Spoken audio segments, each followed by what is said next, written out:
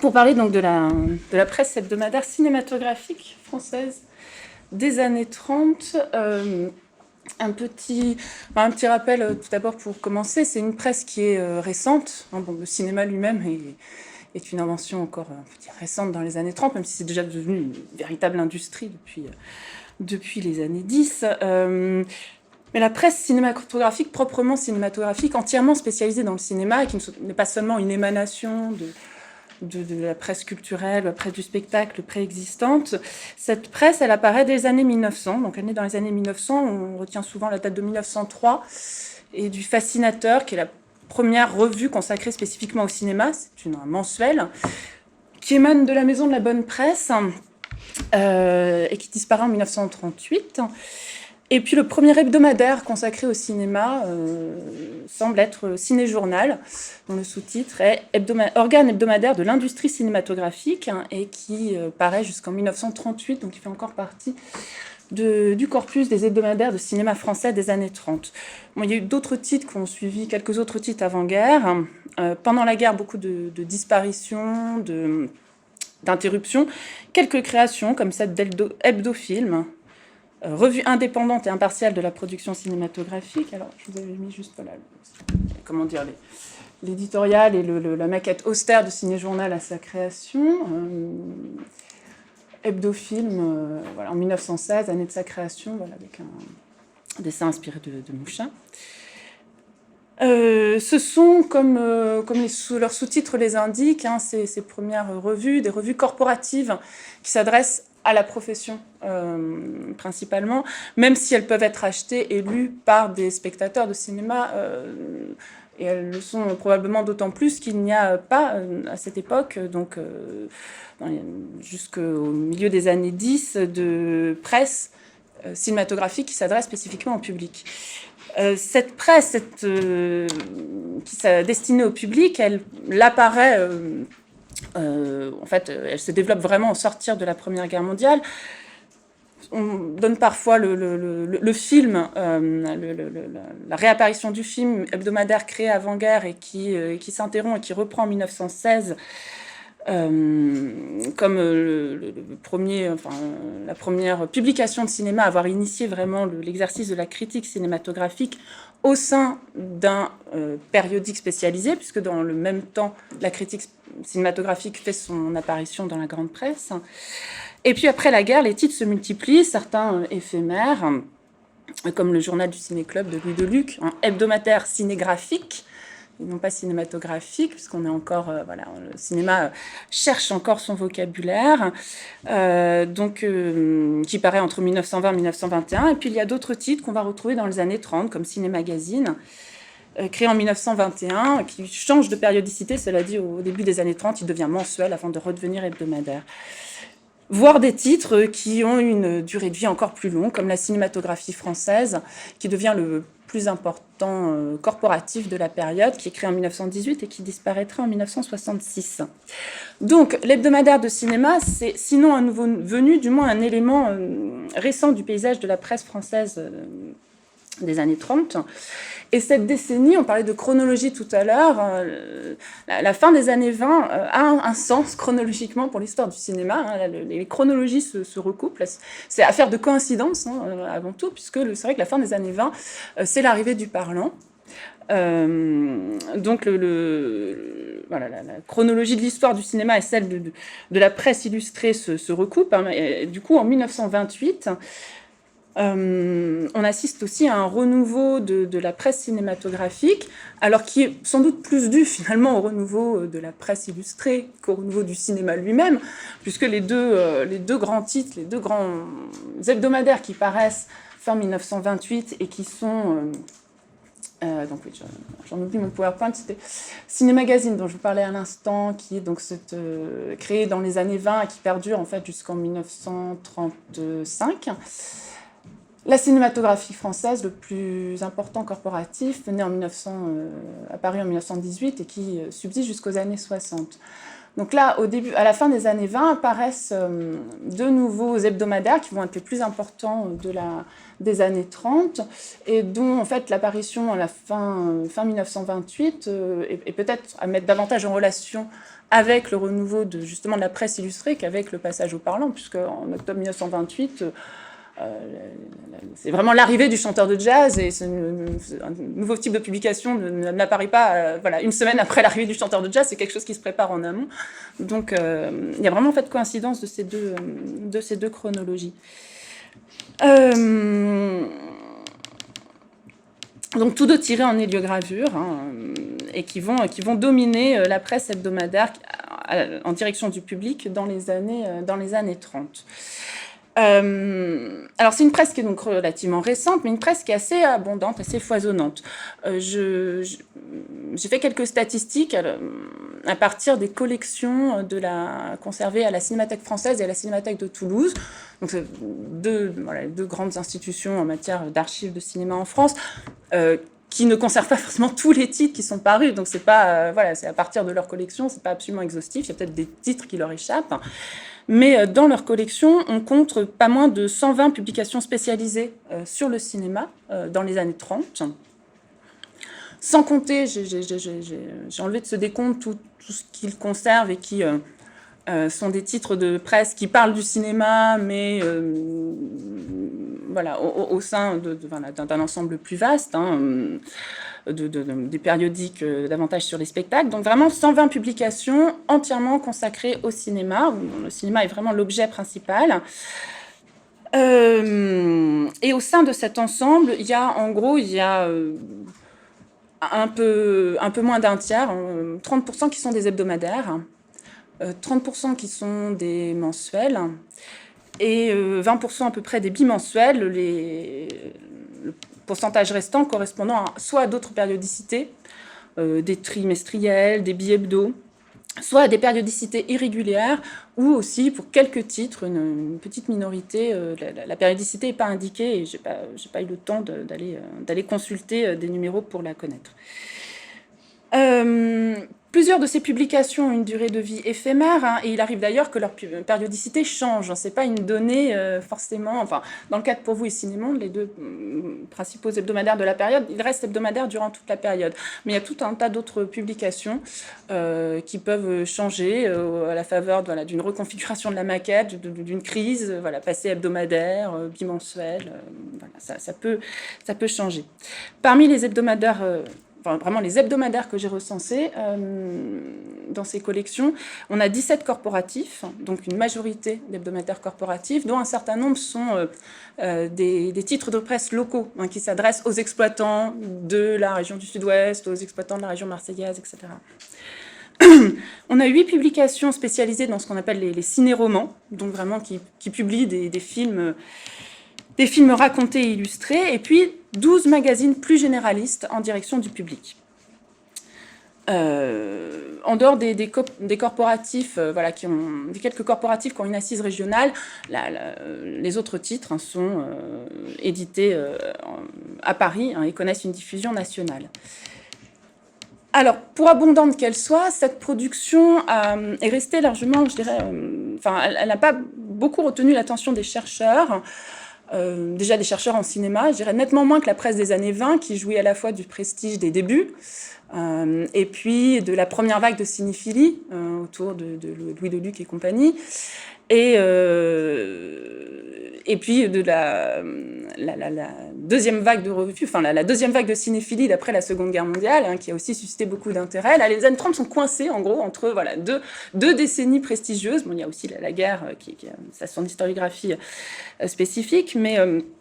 Du coup, il y a nettement moins de travaux qui portent sur cette presse.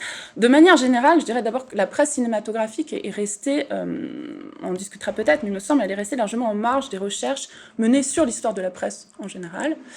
Peut-être parce que le cinéma s'est imposé dans le champ universitaire comme un domaine de compétences et de recherche à part entière, qui revendique volontiers sa spécificité, et donc il y a peu d'historiens finalement de l'histoire de la presse cinématographique qui se sont intéressés, qui ont bénéficié de tout le renouveau historiographique autour de l'histoire des médias ou de la presse. En plus, dans le champ des études cinématographiques, l'histoire de la presse est largement dominée par l'histoire de la critique, laquelle, je cite Laurent Le Forestier, c'est largement écrite ces dernières années selon les fondements méthodologiques de l'histoire des idées. Donc on cherche à penser le cinéma à partir de cette presse, ce qui est fort intéressant, mais ce qui conduit à passer à côté d'énormément de choses qu'elle contient, et dont je voudrais évidemment vous parler aujourd'hui. Alors, il y a un intérêt croissant pour la presse populaire cinématographique en France ces dernières années, notamment à la faveur d'une ANR sur le Cinépop 50, sur le cinéma populaire après-guerre. Mais on retombe dans ce qu'on a pu constater pour d'autres formes de presse, c'est-à-dire que c'est la presse comme source d'information, mais pas comme objet d'étude en soi. Donc, on va y piocher des témoignages, de la documentation, mais il y a pas vraiment d'intérêt pour les titres de presse eux-mêmes, à l'exception du film français, sur lequel il y a eu une publication, donc la grande revue corporative d'après-guerre, a fait l'objet d'un numéro de la revue Théorème.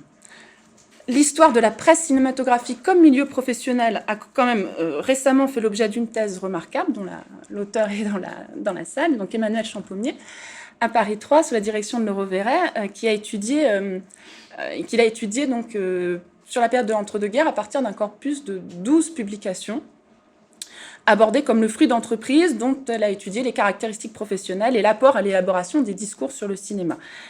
Parmi ces 12 publications, on a 3 revues corporatives, 9 à destination du public et 4 hebdos qui existent encore dans les années 30. Donc Ciné-Journal, le Courrier cinématographique, qui sont 2 titres corporatifs, Ciné-Magazine, qui en fait devient mensuel entre 1930 et 1934, avant de redevenir hebdo et puis de disparaître finalement en 1935, victime de toute évidence de la concurrence de ces 2 nouveaux titres. Et Pour vous faisait aussi donc partie de ton corpus. N'y figurait pas Ciné-Monde, le plus célèbre pourtant des magazines de cinéma de la période, celui qui a connu aussi la plus grande longévité, puisqu'après une interruption pendant la Deuxième Guerre mondiale, il reparaît jusqu'en 1971. Et donc, ce qui m'a conduit à faire de Ciné-Monde un peu le fil rouge de cette intervention, voilà, pour lui redonner une place, la place qu'il mérite, en tout cas dans l'histoire de la presse cinéma. Alors, c'était peut-être dû au fait que Ciné-Monde n'était pas numérisé, justement, puisque je vous parle d'une presse. Moi, j'ai soutenu ma thèse en 2014, et c'était la préhistoire de la numérisation de la presse cinématographique. J'ai vu les premiers titres de presse cinéma être numérisés au cours de ma thèse, mais moi, je les ai vraiment dépouillés en format papier. Voilà. Et puis, depuis 2014, il y a d'autres titres comme Ciné-Monde qui ont été numérisés, ce qui m'arrange bien, puisque je vis maintenant en province. Donc les collections, il y a des collections qui sont rarement complètes. Il faut souvent recouper les collections dans les différents centres de recherche. Je citais la Cinémathèque française, la Cinémathèque de Toulouse, évidemment la BNF, dans le réseau des bibliothèques de la ville de Paris. La Fondation Jérôme Sédou-Pathé conserve, c'est là où j'ai consulté Ciné-Monde, une collection pour le coup complète, reliée, magnifique, de tous les Ciné-Monde des années 30. Enfin, souvent, il faut les recouper, les recroiser, et ça se retrouve dans la numérisation, puisque on numérise les collections qui sont conservées, donc on a les trous, et manifestement, il n'y a pas de dialogue entre les différentes institutions pour combler les trous. Actuellement, parmi tous les titres que j'ai trouvés dans les collections de la Cinémathèque française et de la Cinémathèque de Toulouse, parmi les 38 hebdos recensés, il y en a 10 qui ont fait l'objet d'une numérisation, mais c'est souvent une numérisation donc soit incomplète parce que les collections étaient incomplètes, soit carrément très partielle. La cinématographie française, il y a l'année 1937, et c'est tout, voilà, qui est numérisée pour les années 30, et puis il y a les années 1919, 20, 21 pour les années 20. Donc Ciné-Monde, voilà, c'est la dernière couverture avant son interruption en 1940, et Ciné-Monde reparaît au printemps 46, c'est intéressant, en reprenant la numérisation interrompue, en fait. On reprend comme si ça s'était interrompu la semaine d'avant. Donc la cinématographie française, comme quelques autres périodiques, sont numérisés et accessibles sur cette base. Donc le média la Media History Digital Library, qui est vraiment spécialisée dans la numérisation des écrits sur le cinéma. Il n'y a pas énormément de revues françaises, mais il y en a quelques-unes. Et puis, il n'y a pas que les hebdomadaires françaises. Enfin, c'est une mine voilà, de ressources pour quiconque travaille sur la presse cinématographique. Sinon, c'est sur Ciné-Ressources, sur le site de la Cinémathèque de Toulouse, sur Gallica, sur le site des bibliothèques spécialisées de la ville de Paris, qu'on trouve ces titres numérisés. Et puis il y a aussi un outil assez utile pour les chercheurs qui travaillent sur cette presse, qui est Calindex, qui est un site spécialisé dans les index de revues, réalisé par un passionné qui s'appelle Monsieur Calange. Donc Calindex, c'est la contraction de Calange, c'est pas Calin, c'est Calange et index. Et donc il a, en fait, il met les index d'un certain nombre de revues, dont des vieilles revues, Cinémonde, Pour vous, ce qui permet... alors, il a ses entrées à lui, qui ne sont pas toujours celles qu'on aimerait avoir, hein, mais c'est quand même un outil très, très, très intéressant. Alors, mon propos aujourd'hui, c'est de dresser un tableau des principales caractéristiques, tableau non exhaustif, hein, mais voilà, donnant les principaux traits de cette presse en termes professionnels, formels et de contenu, afin de déterminer s'il forme finalement une sorte de ciné-monde à part au sein de la presse et de la société française des années 30, ou s'il reflète un esprit du temps propre à ces dernières. Et vous aurez sans doute compris déjà même que je penche vers la deuxième solution. Mais le fait est, dans la recherche, hein, il forme quand même un domaine à part qui communique relativement peu finalement avec les autres historiens de la presse et des médias. Donc c'est l'occasion pour moi de me ressaisir du discours sur la spécificité du cinéma auquel sont très attachés les chercheurs en études cinématographiques, mais finalement pour sortir le cinéma de son isolement, dans lequel le maintient une approche qui est historiquement en France avant tout esthétique, et donc afin d'envisager le cinéma dans toute la richesse du phénomène socio-culturel qu'il représente. Alors, quelques mots d'abord sur ceux qui écrivent et ceux qui lisent ces hebdos. Les journalistes, il n'y a pas d'études prosopographiques menées sur ce milieu, donc les données sur lesquelles je m'appuie sont celles établies par Emmanuel Champommier dans sa thèse, complétées par mes propres recherches, hein, et tout ça reste encore partiel. Les fondateurs et les rédacteurs en chef de ces hebdos viennent en majorité de la presse déjà, où ils ont été rédacteurs, critiques d'art, critiques d'art dramatique, littéraire, cinématographique, avant leur prise de fonction au sein d'une revue de cinéma. Alors j'en profite pour signaler un outil tout à fait nouveau qui va se développer, qui est Encre, l'encyclopédie numérique de la critique dramatique et musicale. Je ne sais pas si vous en avez déjà entendu parler. Donc c'est une production caennaise. C'est donc une encyclopédie réalisée à partir des archives du syndicat professionnel de la critique dramatique et musicale, qui est conservée à l'IMEC, et dont donc le but de ce projet, c'est de restituer l'importance du critique dans la société française entre la fin du 19e siècle et la première moitié du 20e siècle. Donc retracer des réseaux, il y aura à la fois donc, des fiches par critique qui vont permettre de retracer voilà, des réseaux de sociabilité, des réseaux professionnels, dans quelle revue ils écrivent. Il y aura des fiches par revue, des fiches thématiques aussi. Par exemple, critique théâtrale passée au cinéma, voilà, les femmes critiques, etc. Donc c'est un outil qui vraiment qu'on lance, dont le développement remonte à plusieurs années, mais qui vient tout juste d'être mis en ligne, hein, donc on peut consulter les premières fiches.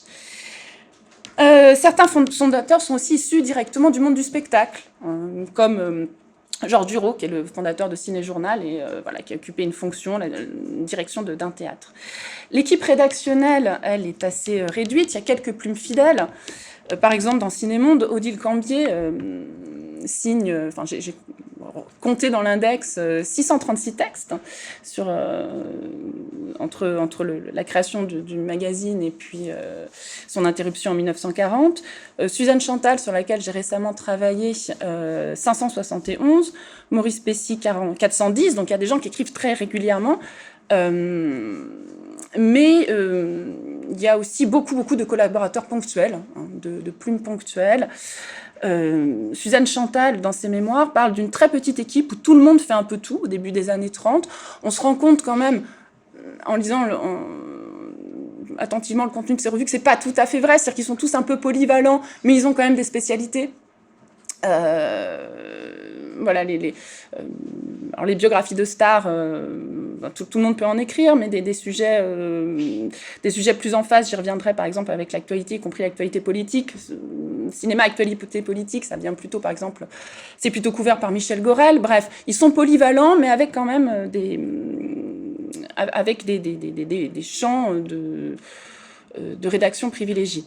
Alors, il y a énormément de journalistes qui écrivent pour un titre et pour un autre en même temps, tous ceux que je viens de citer déjà. Donc ils ont beau être, publier plusieurs titres, plusieurs textes parfois par semaine dans un magazine, ça ne les empêche pas de publier ailleurs. Et puis il y a beaucoup donc de collaborateurs extérieurs, des invités ponctuels, qui ne sont pas forcément journalistes, qui viennent du monde du cinéma ou pas. Voilà par exemple comment Pour Vous annonce dans son premier numéro son équipe. Donc on trouve Alexandre Arnoux, le rédacteur en chef, donc journaliste de cinéma, mais pas seulement d'ailleurs, hein.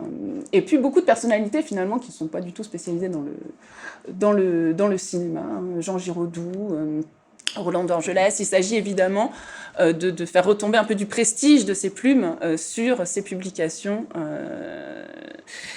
cinématographiques. Alors c'est une profession qui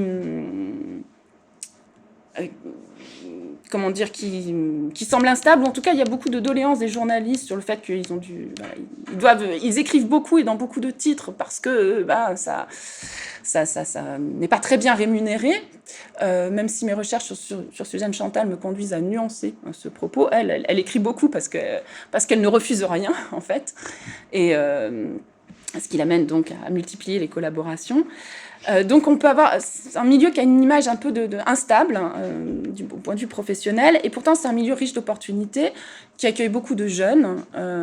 Maurice Bessy, par exemple, dont je parlais, qui va devenir rédacteur en chef de Ciné-Monde, est né en 1910. Suzanne Chantal, alors de jeunes et de femmes, plus qu'en tout cas dans le reste de la presse cinématographique. Je n'ai pas de données sur la presse en général. Ces magazines, ces hebdomadaires de cinéma à destination du grand public, donc pas de la corporation, accueille plus de femmes justement que la moyenne de la presse cinématographique. Ça, ce sont des statistiques établies d'après les annuaires professionnels. Donc un peu plus de femmes que dans le reste de la presse cinématographique, et puis à des postes qui sont parfois des postes de responsabilité. Au moins un exemple, Suzanne Chantal a été rédactrice en chef de Ciné-Monde entre 1930 et 1934, alors qu'elle elle est née en 1908, hein, donc elle avait une vingtaine d'années. Les premiers journalistes à écrire dans les revues de cinéma ne sont pas toujours des journalistes, hein, mais c'est un milieu qui cherche à se professionnaliser, d'où la création dès 1913 d'un syndicat de la presse cinématographique, hein, qui devient en 1919 l'association professionnelle de la presse cinématographique. Et puis, après-guerre, on a une multiplication d'associations professionnelles, donc qui prouvent moins la professionnalisation vraiment du métier de journaliste de cinéma que cette volonté d'avoir une reconnaissance, la reconnaissance de compétences spécifiques. Parce que finalement, il n'existe pas de cursus universitaire, il n'y a pas de formation pour être journaliste de cinéma, et c'est beaucoup par le hasard, par des réseaux, qu'on devient journaliste de cinéma encore pendant la période. Ça prend largement sur le tas, et puis contrairement aux sportifs qui ont une retraite assez précoce et dont le journalisme peut être une poursuite de carrière, on ne trouve pas ce phénomène, par exemple, pour des stars de cinéma, hein, dont l'écran ne voudrait plus. Et puis, il n'y a pas d'âge limite pour tourner des films quand on est derrière la caméra. Donc c'est un milieu dans lequel on rentre souvent par vocation, beaucoup par des réseaux, où on reste par goût, par talent, et on se forge une crédibilité par l'expérience. C'est un domaine où les journalistes de cinéma viennent d'autres secteurs, ils continuent souvent d'y écrire. Donc ce sont des publications qui interviennent dans un contexte vraiment intermédiatique. Il y a une porosité très grande entre les hebdomadaires de cinéma et d'autres types de la presse spécialisés comme généralistes. Par exemple, Lucien Val écrit de manière régulière dans plus d'une vingtaine de publications, spécialisées, pas spécialisées, hebdomadaires, mensuelles, enfin tout. Sans que, je ne l'ai pas étudié, mais je m'appuie sur la thèse de Pascal Manuel sans que le contenu de ces articles soit vraiment affecté par le lieu de publication, en fait. Suzanne Chantal, dont je parlais tout à l'heure, a collaboré au film complet, à une collection qui s'appelle Leur vie romanesque, qui était bimensuelle, à Marianne, au Journal de la femme. Bref, elle écrit dans énormément, voilà, à Paris Soir, et dans d'autres publications encore. Et parfois sous des pseudos aussi. Donc il faut les identifier. Suzanne Chantal, c'est déjà un pseudonyme. Et elle écrit, par exemple, dans Cinémonde, sous un pseudonyme masculin. Voilà, donc il faut savoir... Enfin, après, voilà, grâce à son autobiographie, on peut l'identifier, mais combien d'autres journalistes où on voit deux personnes, et en fait, il n'y en a qu'une. Ce sont des titres qui sont, du point de vue de leurs conditions matérielles d'existence, dans des situations très variables. Il y a des titres vraiment indépendants, qui donc recourent beaucoup à la publicité pour leur financement. Réciproquement, alors oui, Suzanne Chantal, ici, donc c'est pas marqué, la rédactrice en chef, la rédaction en chef dans Cinémonde n'est pas annoncée dans les premières pages, mais un certain nombre de photos permettent d'attester que cette fonction qu'elle a occupée pendant 4 ans. Donc beaucoup de publicité dans ces magazines, et à l'inverse, ces magazines font de la publicité dans la presse, dans la grande presse, ou ici, donc dans la presse hebdomadaire. Certains appartiennent à un groupe de presse, comme Mon Ciné, qui est une émanation du groupe Offenstadt, ce qui n'empêche pas la publicité pour autant d'être présente dans ces pages.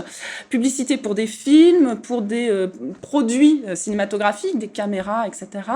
Et puis pour des produits divers, et notamment alimentation et cosmétiques. J'y reviendrai tout à l'heure, quand je parlerai des lecteurs et des lectrices. Ça peut créer des conflits d'intérêts. Ciné Miroir, par exemple, dont un exemplaire circule, est lancé, donc c'est partie du consortium Dupuis, et Le Petit Parisien, il est lancé dans les années 20, Ciné Miroir. Le Petit Parisien est aussi propriétaire d'une société de production, donc évidemment la Société des Ciné-Romans, dont tous les films sont formidables si on lit le Ciné Miroir, évidemment, à cette époque-là. Ça peut être un soutien lointain, Cinémonde. Les bureaux dans lesquels travaillent les journalistes de Cinémonde sont fournis par le Petit Parisien, qui est parrain de la publication, qu'on a assuré le lancement, mais manifestement pas le financement. Enfin, il y a le cas de Pour vous, qui est lancé en novembre 1928 par le quotidien L'Intransigeant, et qui revendique son indépendance complète, du point de vue en tout cas du reste des milieux du cinéma, c'est le seul à vraiment refuser de faire de la publicité. Il n'y a pas de publicité dans Pour vous, jusqu'en 1937, où le titre est repris par Prouveau, le directeur de Paris Soir, qui lui impose de mettre de la publicité dans les pages du journal. Ce sont aussi des publications qui essaiment dans d'autres médias. On l'a vu avec les sports, on a le même phénomène avec le cinéma, des émissions de radio qui sont liées à des titres. Par exemple, Cinémonde a une émission sur Radio Luxembourg qui s'appelle Les coulisses cinématographiques. Ciné Miroir a 30 minutes le samedi sur, sans surprise, Le Poste parisien. Et Pour vous a aussi une émission hebdomadaire intitulée Le Bar des vedettes sur Radio 37. Alors, quelques éléments sur les lecteurs et les lectrices. Il y a une porosité probable même entre les corporatifs et les... Enfin, il faut pas... Je pense que c'est une presse, une typologie qu'on établit entre les corporatifs et les titres grand public et commode, mais il y a, je pense, une porosité à la fois dans les contenus et même dans le lectorat. De la même manière, les catégories de cinéphilie savante et populaire, dont on se sert volontiers aujourd'hui en études cinématographiques, ne me semble pas pertinente pour penser cette presse des années 30, où tout est beaucoup plus mélangé. En fait, la cinéphilie savante, type cahier du cinéma, ça n'existe pas dans les années 30. La seule revue qui s'en approche, c'est la Revue du cinéma, justement, qui est un mensuel, qui a une durée de vie très éphémère, 1928-1931, qui n'a pas trouvé son lectorat d'ailleurs. Et les publications dont je vous parle aujourd'hui sont des publications qui sont un peu à cheval entre cette cinéphilie savante et populaire. Donc le contenu est assez différent finalement des revues à la fois d'après-guerre et même des revues qu'on connaît de nos jours, des revues de cinéma de nos jours. Alors, il y a quand même quelques différences. Il y a des titres plus ou moins populaires. Ça se voit tout simplement au prix. Ciné Miroir, 75 centimes, quand pour vous coûte 1,50 franc au moment de sa création. Bon, ça reste des titres pas très chers. Le Ciné Monde, 1 franc au moment de sa création. 2 francs à la fin des années 30. Donc, voilà, c'est toujours une somme à fournir, mais ce ne sont pas des revues qui cherchent à garder un lectorat populaire, donc à maintenir des prix pas trop élevés. C'est un lectorat qui est probablement en majorité féminin. Alors les publicités en donnent un indice, beaucoup de publicités pour des cosmétiques notamment, assez semblables à ce qu'on trouve dans la presse féminine de l'époque. Une étude menée par Émilie Charpentier dans un mémoire de maîtrise au début des années 2000 sur le courrier de Mon Ciné et de Ciné Magazine. Donc une étude des courriéristes confirme la prédominance des femmes, mais pas de manière non plus écrasante. Un peu plus de 50% de femmes qui écrivent à ces deux revues, à ces deux magazines hebdomadaires, et donc un petit peu moins de 50% qui sont des hommes. Ce sont des magazines sur lesquels on a peu d'éléments sur le tirage. Ce sont soit des tirages qu'ils annoncent eux-mêmes, soit des tirages qui sont avancés dans les mémoires de ceux qui les ont faits, ces titres. Donc on n'a pas de données forcément très fiables. Pour Ciné-Monde, ça tournerait autour de 100 000 exemplaires, pour vous un petit peu moins. Ciné-Miroir, un petit peu plus. On voit que le fait que ce soit moins cher, plus populaire, lui permet de toucher un public encore plus large.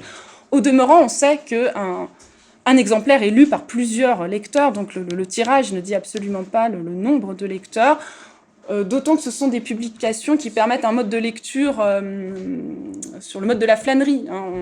On ne le lit pas forcément. Il y a des témoignages de lecteurs et de lectrices qui disent que voilà, quand ils le reçoivent, ils le lisent à la première, c'est qu'ils l'attendent toute la semaine. Ils le lisent de la première à la dernière page, mais ça se feuillette aussi très bien, ça peut s'interrompre, se reprendre.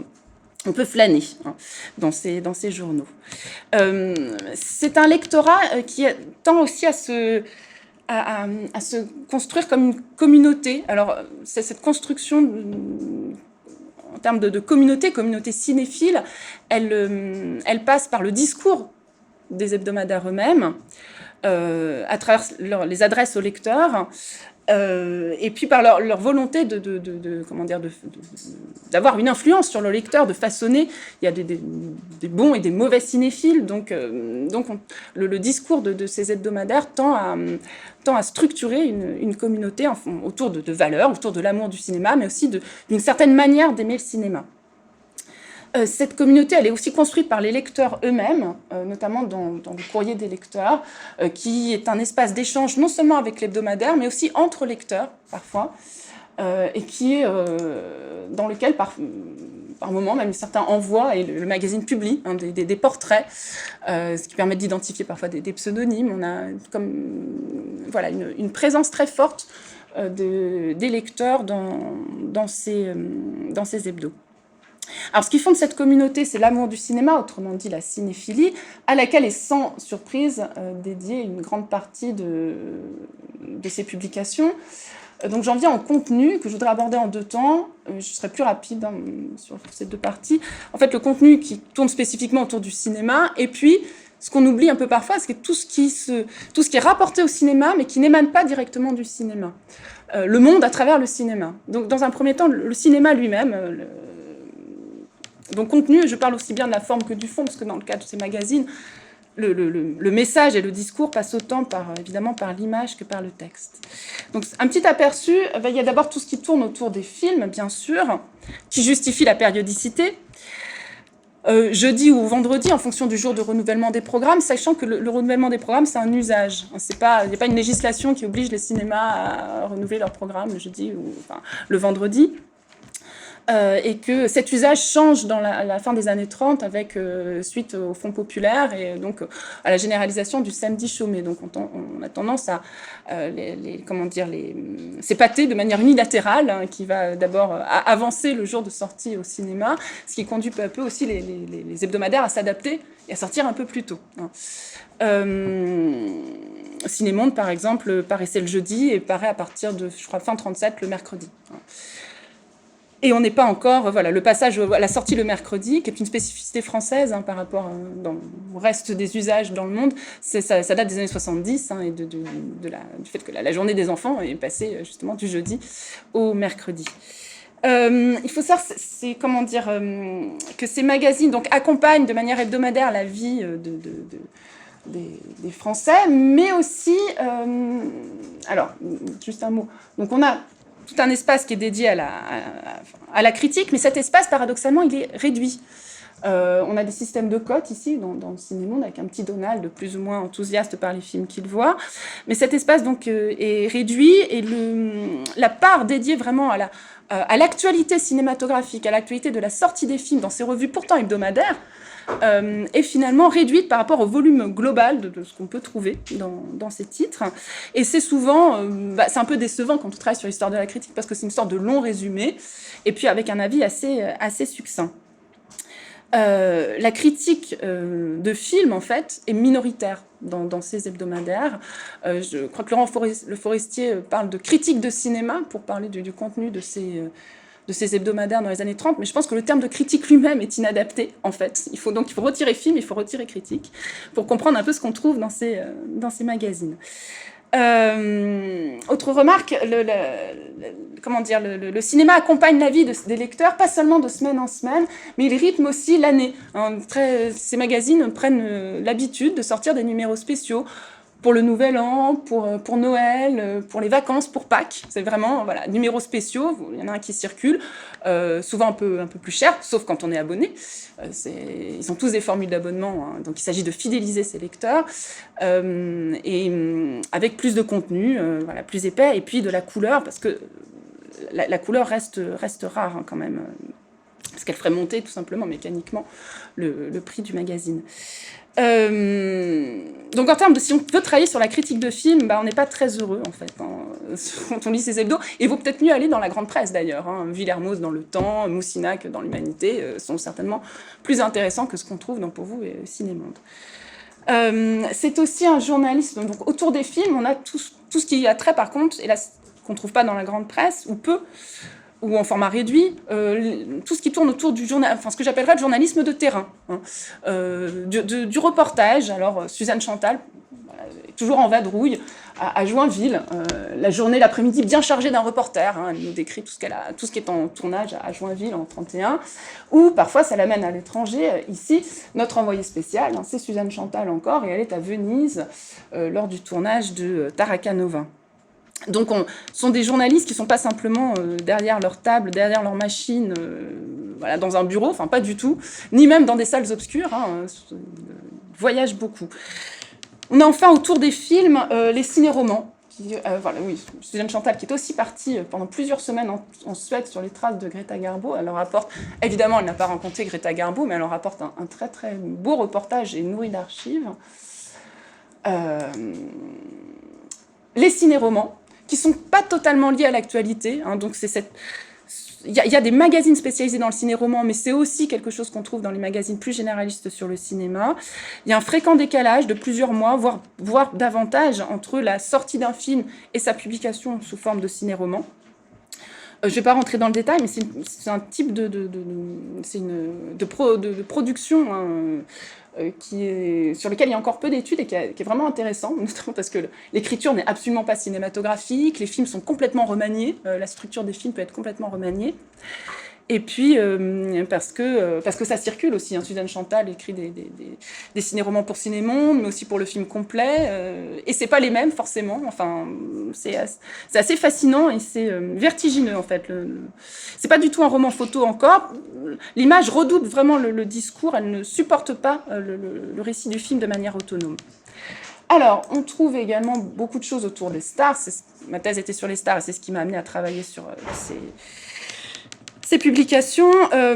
Tout d'abord, les unes. Évidemment, en une, pour le coup, contrairement au sport, beaucoup de femmes. Mais pas que des femmes, cela dit, et quasiment que des stars, des acteurs ou des actrices, voilà, plus ou moins célèbres, mais des acteurs et des actrices. Dans des photos très posées, et là avec un modèle américain qui est étudié et imité. Vous voyez ici une de Pour vous en avril 1935 qui vante justement le savoir-faire hollywoodien en termes de photos de stars. Et quelques mois plus tard, en Ciné-Monde, publie une photo d'Annabella sous-titrée enfin une magnifique photo française. Parce qu'on se plaint justement de ne pas égaler en qualité ces portraits américains. Donc, ils jouent, vous voyez, on a vu tout à l'heure la une du premier Ciné-Monde avec, comment dire, la photographie de stars américaines joue sur des contrastes beaucoup plus nets. Il n'y a plus d'effets de flou, un peu mousseux et éthérés, des noirs et des gris plus denses, des éclairages qui structurent vraiment les traits du visage. Et tout ça, donc, voilà, est acclimaté et passe aussi dans les usages français. Le portrait d'Annabella est signé Raymond Voinquel, donc un grand photographe de cinéma qui en est à ses débuts.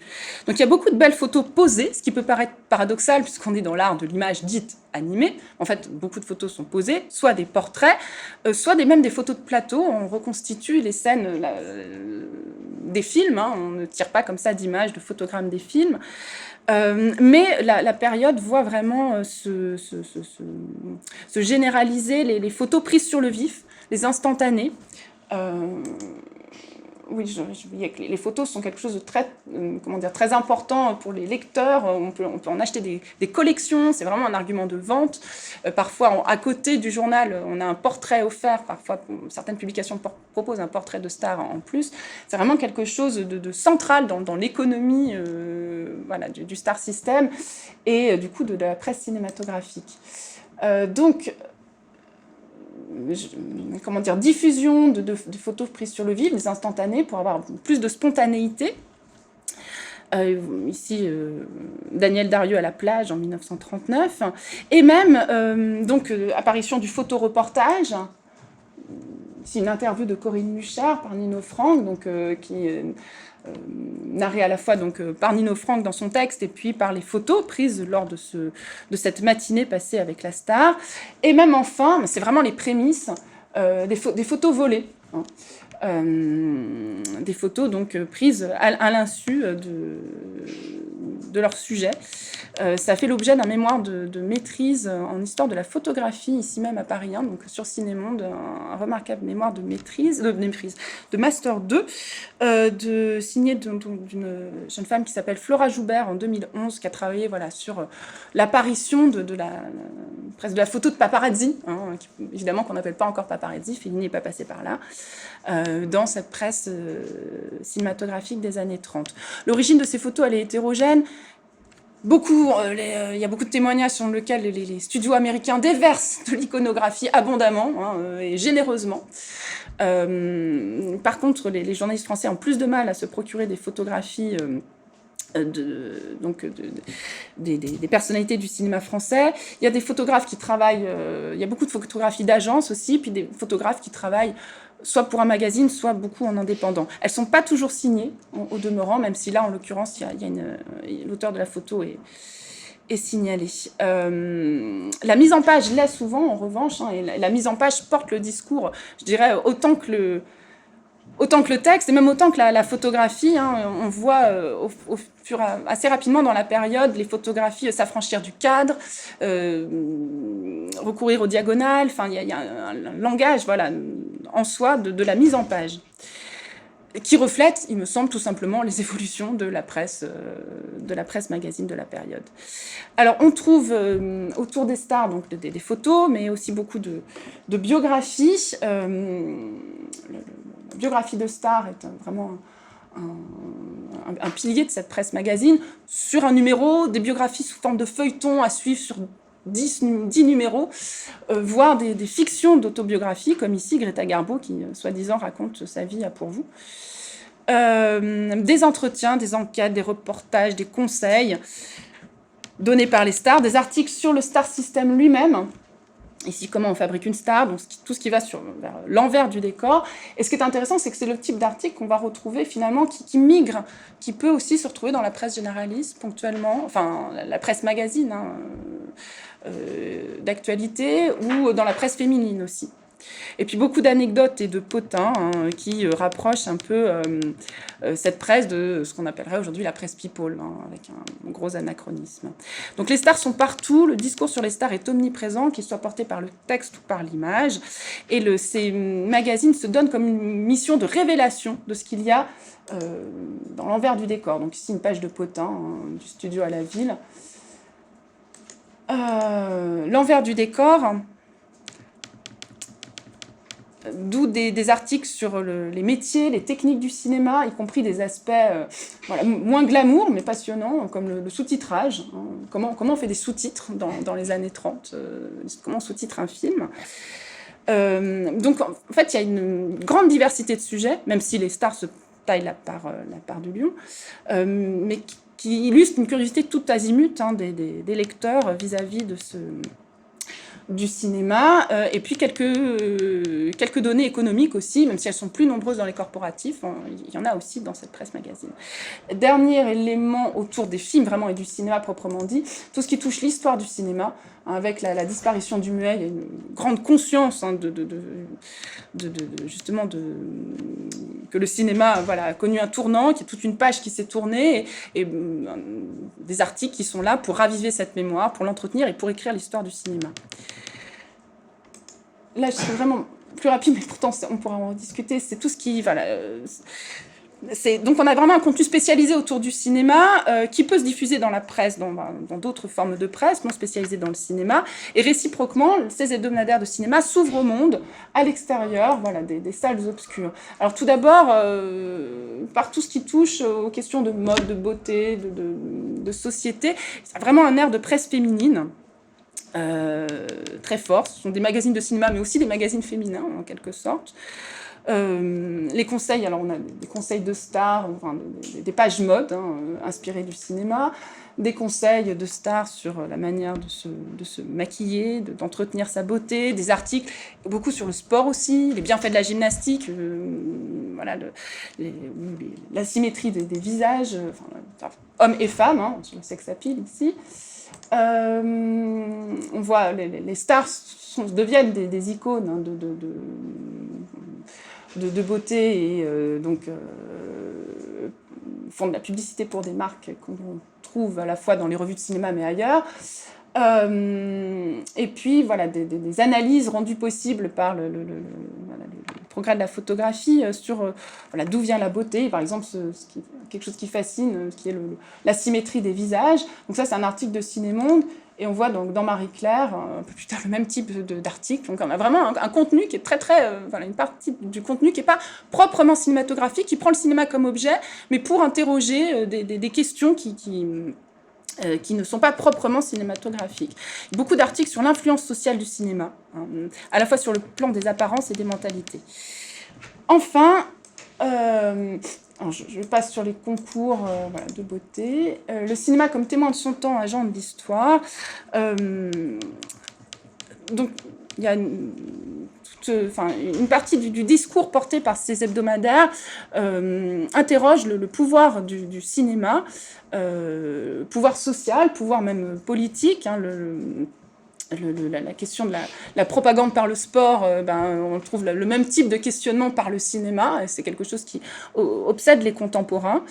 Une réflexion sur le cinéma comme témoin de l'histoire, ce qui fait que parfois, on a l'impression, quand on travaille sur le cinéma dans la grande presse, on a l'impression que le cinéma est un monde à part, un peu déconnecté, parce qu'on ouvre une, il y a les événements politiques de la veille, et puis on va à la page cinéma, où là, on est dans un monde totalement à part, comme dans une bulle, ce qui n'est pas le cas, paradoxalement, dans les hebdomadaires de cinéma, hein, où le monde est beaucoup plus présent, finalement, que dans les pages de cinéma de la grande presse, où le monde, il est ailleurs que dans la page cinéma.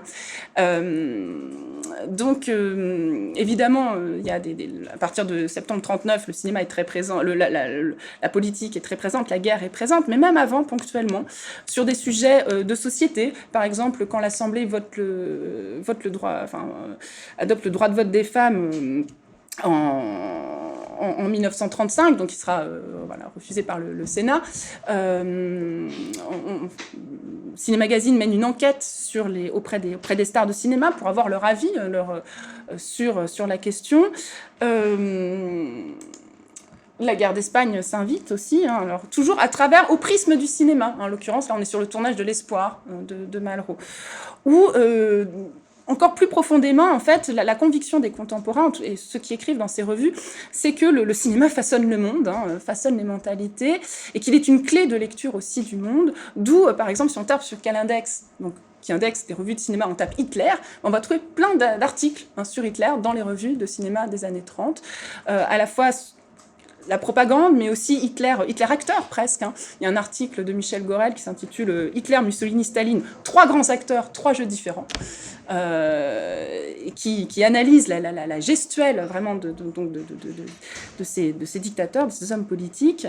Et donc on loue, mais on s'inquiète aussi, je ne passe sur l'affaire Savinsky, pour vous dire que voilà, l'actualité aussi est présente, le monde est vraiment présent dans ces revues.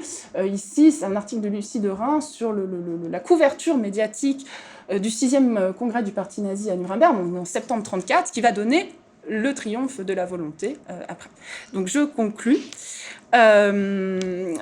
Grémillon déclarait en 1947, le cinéma plus qu'un art, je dirais les hebdomadaires de cinéma plus que des publications parlant de cinéma. Hein.